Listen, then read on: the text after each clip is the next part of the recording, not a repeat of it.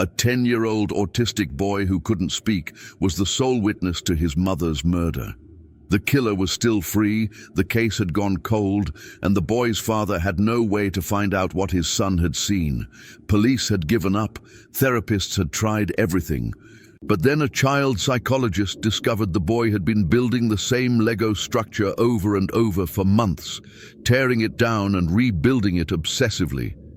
When she finally understood what that structure represented, it didn't just identify the killer. It revealed the most trusted person in the family had committed the perfect crime.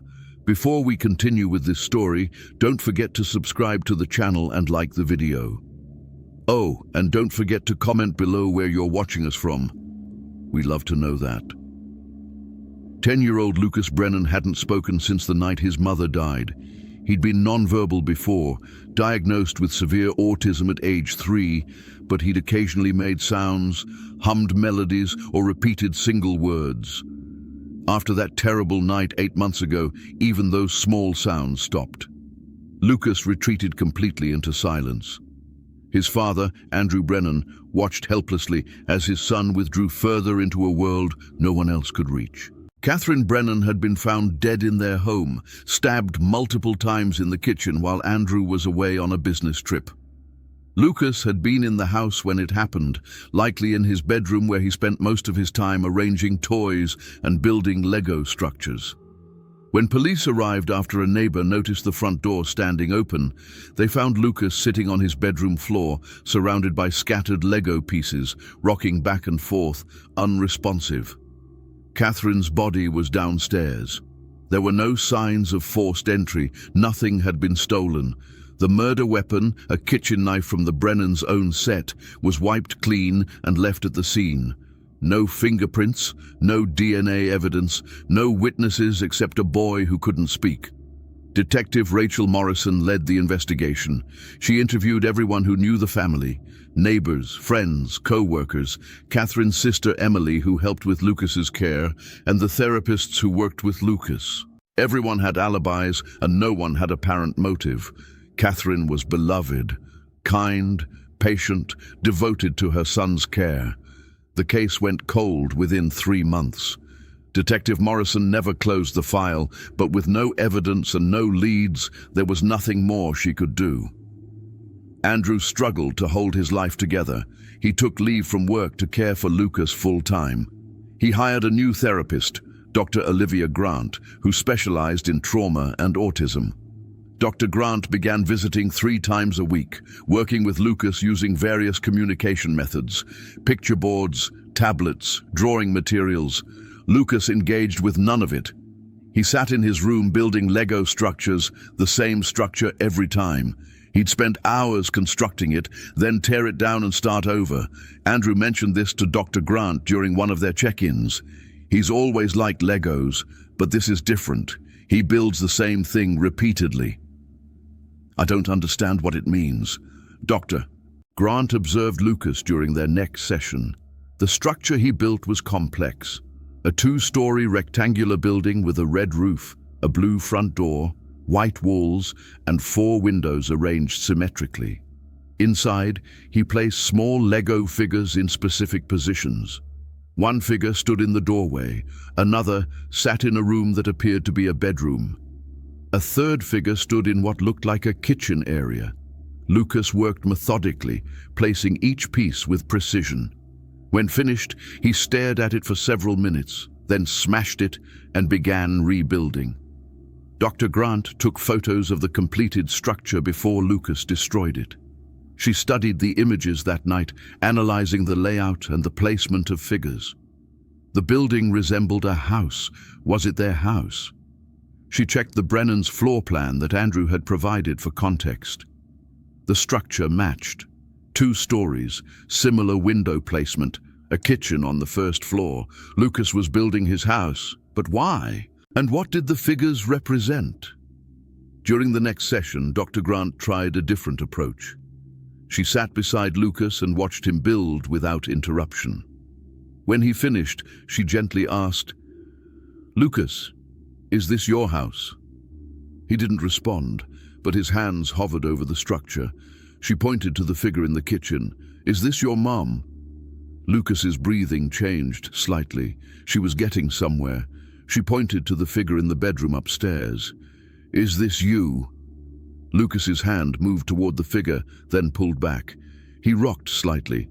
Dr. Grant pointed to the third figure standing in the doorway. Who is this? Lucas's rocking intensified. He grabbed the doorway figure and held it tightly, then threw it across the room. Dr. Grant noted the strong reaction. The person in the doorway upset you, she said softly.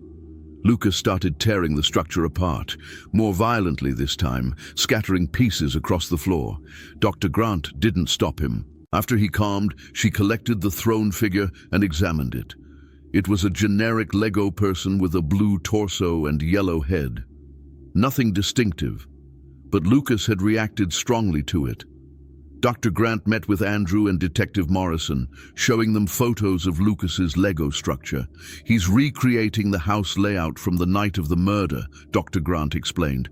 The figure in the kitchen represents Catherine. The figure upstairs is Lucas.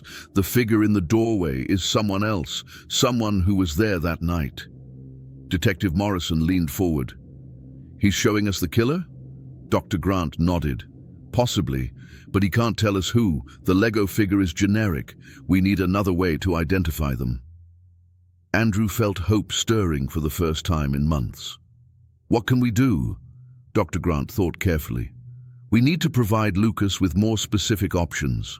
What if we create custom Lego figures representing people in his life, people who had access to the house? If Lucas can identify the right figure and place it in the doorway position, we'll know who he saw. Detective Morrison pulled files from her investigation. The people with house keys and access were Andrew, Catherine's sister Emily, the daytime therapist Linda Cole, and the cleaning service supervisor Monica Stevens, who came weekly. We eliminated Andrew because he was out of state with confirmed alibi. The other three were interviewed and cleared, but without hard evidence we couldn't pursue them further. Dr. Grant worked with a specialist to create custom Lego figures representing Emily, Linda, and Monica. She used photos Andrew provided, matching hair color, clothing styles, and distinctive features as closely as Lego allowed. In the next session, Dr. Grant presented the figures to Lucas, along with his usual generic pieces. Lucas, I brought some new pieces today. Can you build your house again? Lucas began building as always. When he reached the point of placing figures, Dr. Grant set the three custom figures in front of him. Emily had dark curly hair and wore a green jacket. Linda had short blonde hair and wore glasses.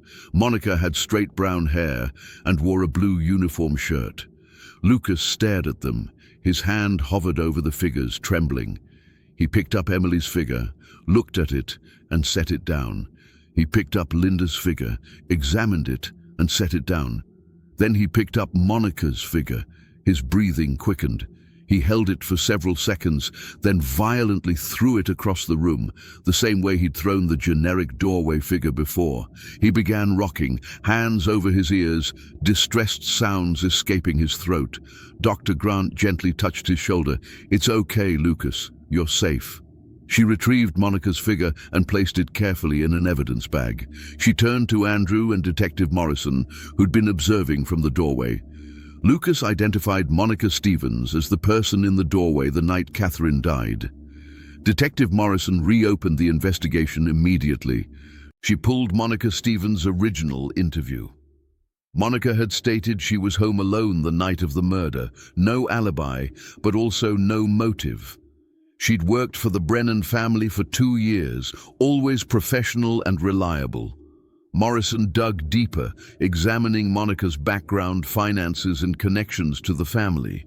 She found something that had been missed the first time. Monica's ex-husband, Greg Stevens, had worked at the same tech company as Andrew Brennan 5 years ago. Greg had been fired for embezzlement, a case Andrew had been peripherally involved in reporting. Monica had filed for divorce shortly after. Morrison confronted Monica at her home. Ms. Stevens, we need to talk about the night Catherine Brennan was murdered. Monica's expression remained calm. I already spoke to you months ago. I was home. I don't know anything. Morrison placed the photo of Lucas's Lego structure on the table. Lucas Brennan has been building this structure repeatedly. It shows someone in the doorway the night his mother died. He identified you. Monica laughed dismissively. That's ridiculous. He's autistic and non-verbal. You can't use a child's toys as evidence. Morrison leaned forward. We can, when it leads us to re-examine your connection to the family. Your ex-husband was fired because of information Andrew Brennan provided. You blamed the Brennans for destroying your marriage and financial stability. Catherine was an easy target, home, alone, vulnerable, and you had a key. Monica's composure cracked slightly. I didn't kill anyone. Morrison continued. We're executing a search warrant for your home and vehicle right now.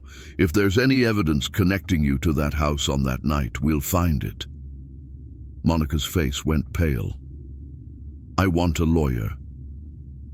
The search revealed critical evidence. Investigators found a jacket in Monica's storage unit with microscopic blood spatter matching Catherine's blood type. DNA testing confirmed it was Catherine's blood. They also found Monica's personal planner with notes detailing the Brennan schedules, including Andrew's business trips. Most damning, they found emails Monica had written but never sent, detailing her rage at the Brennan family and her desire for revenge after her divorce and financial ruin. Confronted with the evidence, Monica eventually confessed. She'd planned the murder for months, waiting for a night when Andrew was away and she could access the house using her cleaning service key. She'd worn gloves, used their own knife to avoid tracing, and intended to make it look like a random break-in gone wrong. But Lucas had come downstairs. She'd been in the doorway leaving when he appeared at the top of the stairs. They'd made eye contact. She'd frozen, but Lucas just turned and went back to his room, retreating into his own world. She'd assumed he hadn't understood what he'd seen, that his autism meant he couldn't be a witness. She'd been wrong. The trial was brief. Monica Stevens was convicted of first-degree murder and sentenced to life in prison without parole.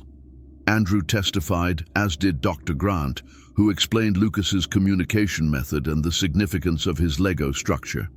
The defense attempted to argue that a child's toy couldn't be credible evidence, but the physical evidence found in Monica's possession sealed her conviction. After the trial, Andrew brought Lucas to the courtroom steps where Dr. Grant waited. You saved us, Andrew said, his voice breaking. You helped find the truth. Lucas didn't respond verbally, but that evening he did something unexpected. He built the Lego house structure one final time, but this time he removed the figure from the doorway. He left only the two figures, one in the kitchen, one in the bedroom. Then he set the structure on a shelf without destroying it. It stayed there, complete and untouched. Dr. Grant explained to Andrew that Lucas's obsessive rebuilding had been his way of processing trauma, trying to make sense of what he'd witnessed. He saw the killer, Dr. Grant said, and his mind captured that image with the precision autistic individuals often possess.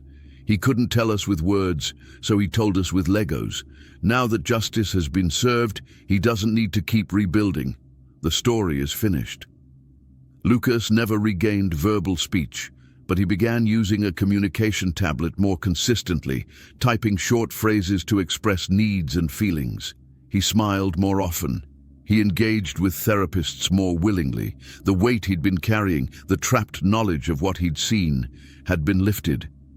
Andrew framed a photo of the final Lego structure, the one without the doorway figure, and hung it in Lucas's room. It was a reminder that even the quietest voices could speak the truth, that communication came in many forms, and that his son had been stronger and braver than anyone had imagined. The case became known as the Lego Witness Case, a story shared in forensic psychology courses and autism advocacy circles. Lucas's method of communication had saved himself and his father, had brought justice for his mother, and had proven that assuming inability was the greatest mistake anyone could make. Lucas built Lego structures for years afterward, but never that house again. He moved forward, constructing new patterns, new stories, new worlds where he felt safe and understood.